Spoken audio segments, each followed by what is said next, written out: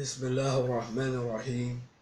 الحمد لله والصلاة والسلام على أشرف الأنبياء وخاتم النبيين نبينا محمد وعلى آله وأصحابه ومن تبعهم بالإحسان إلى يوم الدين.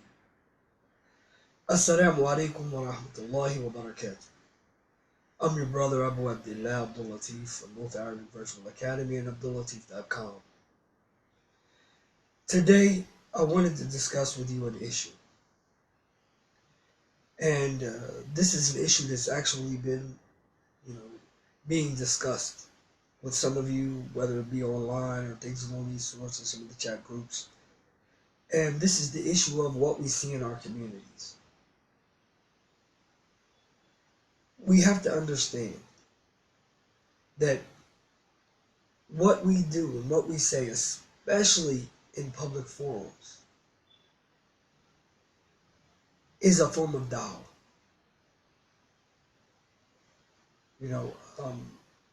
Being as though we're living in these days and times, we're going to see a lot of things that may be strange, without a shadow of a doubt, foreign to our religion.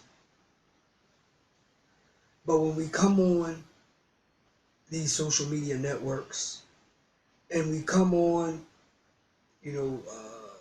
these interviews and things along these sorts, and we start talking about the Muslims are pushing this.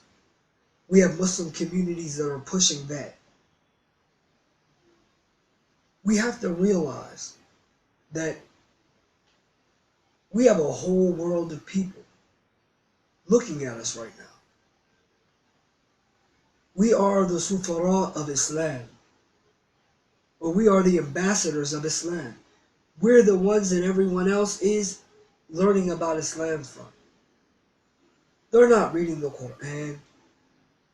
They're not reading the hadith of the Messenger of Allah alayhi salatu wasalam. The way that they're learning about Islam is through what they see and they hear from us.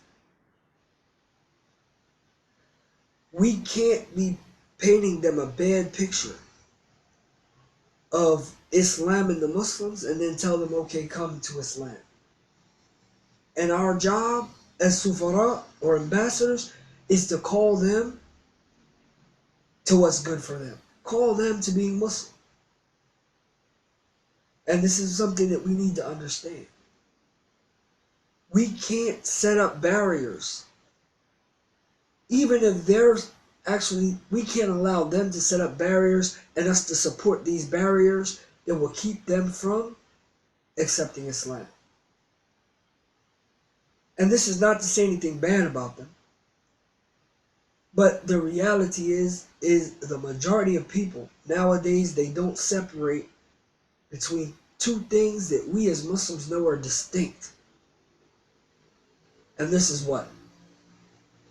This is the issue of the difference between an Islam and the Muslim. We know without a shadow of a doubt Islam is perfect. We're not going to find problems with it, even though some people come and try and find problems.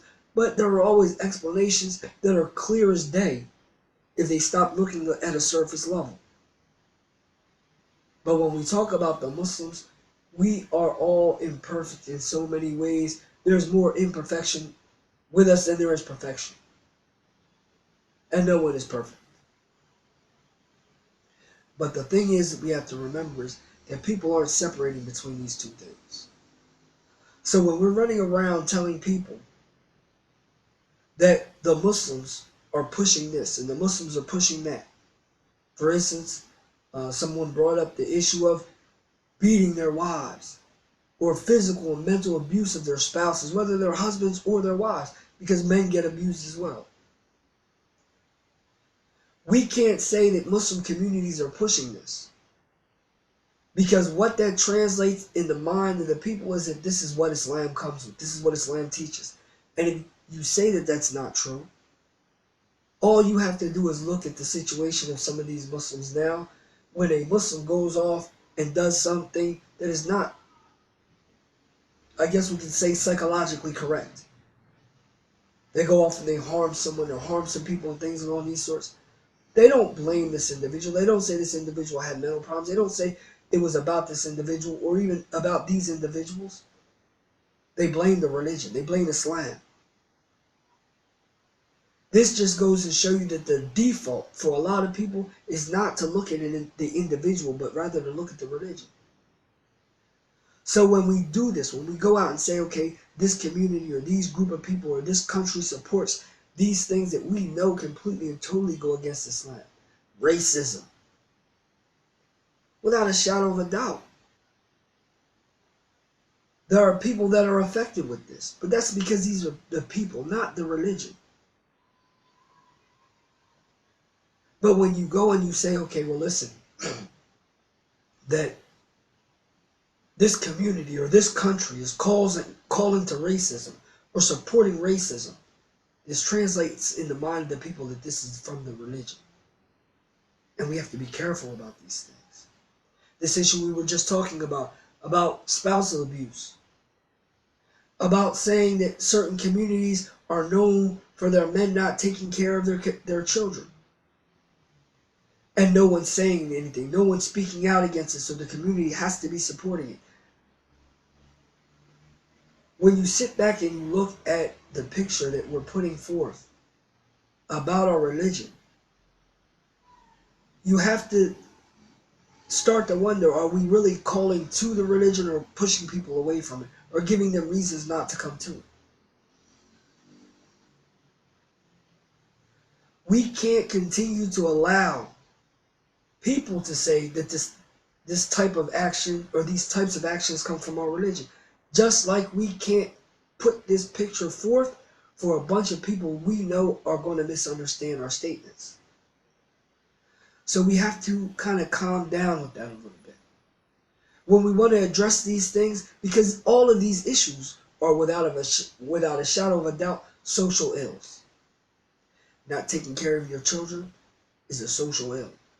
Not being a man taking care of your household is a social ill. Spousal abuse, whether it's to the man or the woman, is a social ill. Racism is a social ill. But we need to be dealing with these issues in light of Qur'an and the Sunnah and stop making it look as though this is something that the Muslims are upon, because you and I both know, or we all know, that this is not something that our religion calls us to. Rather, these are all issues that our religion prohibits us from taking part in and supporting. We have to remember that as sufara, or ambassadors to this religion, regardless of who we are and where we are, especially on these social media sites, especially on the news, especially when we get opportunities to speak in public or even in the Facebook and all of the rest of this. We have to understand that everything that we say or do, or say and do, is going to have a reflection on our religion. It's going to be part of our call, either our call to or away from that which is good for the people to be upon. And you want to be of those people who call to guidance and not away from it. Look at all of the reward that we could get if we would just deal with the issues and talk about how these issues are permissible in Islam, regardless of who does it, as opposed to pushing this off on Muslims and making people believe that these things are from Islam. Look at the hadith of the Messenger of Allah, والسلام, I believe it's on the authority of Abu Hurairah, radiyallahu ta'ala anhu, where he said that the Messenger of Allah, والسلام, he said, "Man da'a ila huda,"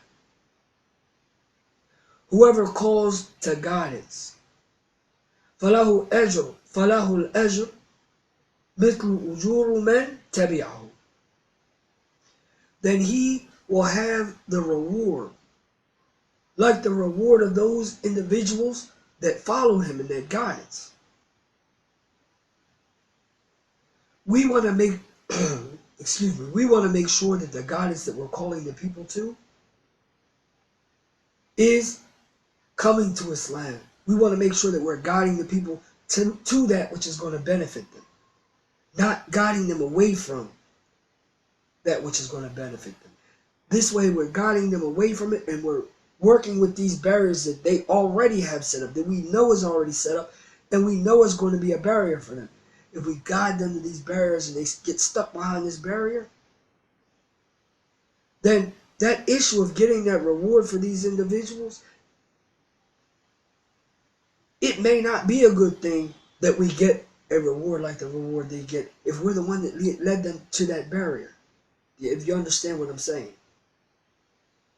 Yes, if you call someone to guidance and they follow you in it, and this is something good, then inshallah ta'ala Allah will give you a reward like the reward they got without taking away from their reward at all.